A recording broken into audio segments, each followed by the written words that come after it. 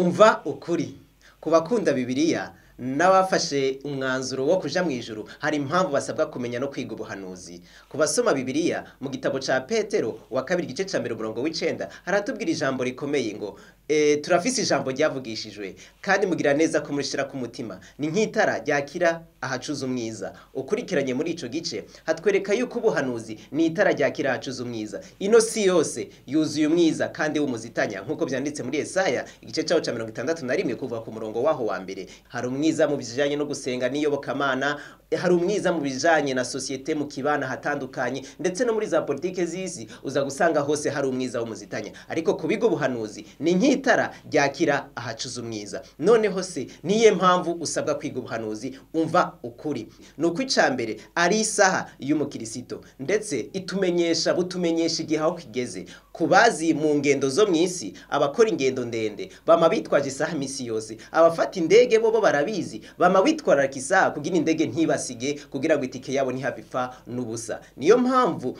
ubuhanuzi kubafashe umwanzuro wo kuja mu ijuru basabwa kwiga ubuhanuzi kuko bubabera isaha, bisobanura bubereka igihe aho kigeze. Kubakurikirana muri Bibiliya mu vyahishuriwe Yohana igice ca 1:3 hatubwira ngo hahigwa usoma, hahigwa nabumva, mbese bakitondera amajambo y'uku kuvugishwa n'Imana kuko igihe kiri hafi. Impamvu ya byose nuko igihe kiri hafi. Muri vyahishuriwe Yohana nyene igice caho ca 22 umurongo waho w'9 hari ijambo n'ubundi bahavuze kugera ku murongo waho w'icumi ngo Yohana yabwiwe ijambo rikomeye ngo ntumatanishe ishashara amajambo yo kukuvugishwa adome kw'ikimenyetso kuko igihe kiri hafi. Impamvu ya byose nuko igihe kiri hafi. Rero bantu b'Imana, ku bantu bashaka kuja mu ijuru basabwa kwiga ubuhanuzi bukababera igihe. Niho bamenya ngo aha tugeze naha, ico turenganye ni iki, hasigaye iki, kugira ngo bitegurire ukuza kwa Yesu ntikubazira giturumbuka nkuko umusuma aza mu ijoro. Niyo mpamvu ya mbere usabwa kwiga ubuhanuzi. Impamvu ya kabiri usabwa kwiga ubuhanuzi nuko ubuhanuzi bugukomeza mu kwizera. Ivyo biranditse muri Yohana igice ca 13 umurongo wa 19 aho Yesu yabwiye abigishwa biwe ati uhereye ubu ndabibabwiye bitaraba kugira n'ivyaba bigashika muze mwizere yuko ndiwe.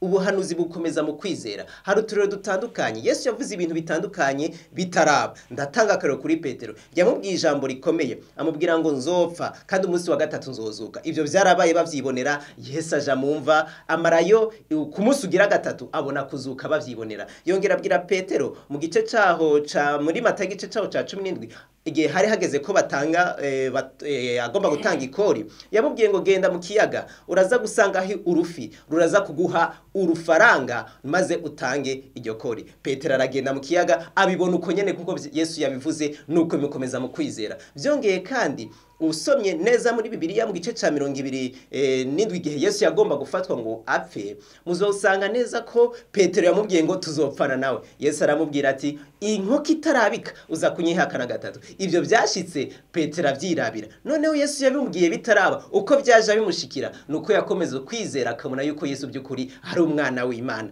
Noneho kandi natwe ubwacu muri kino gihe Yesu yavuze amajambo akomeye, natwe dusabwa kuyitaho kuko n'ubuhanuzi. Iyo wize ubuhanuzi bigashika uvyibonera bigukomeza mu kwizera. Matayo 2:4 Yesu avuga ibintu bibiri, avuga ugusenyuka kwa Yerusalemu no kugaruka kwa kabiri k'umukiza wacu. Ugusenyuka kwa Yerusalemu Yesu yari yarabivuze, aho muzobona ingabo z'Abaroma zigose, wumva niyumve muze musohoke. Ivyo vyashitse mu mwaka wa 70.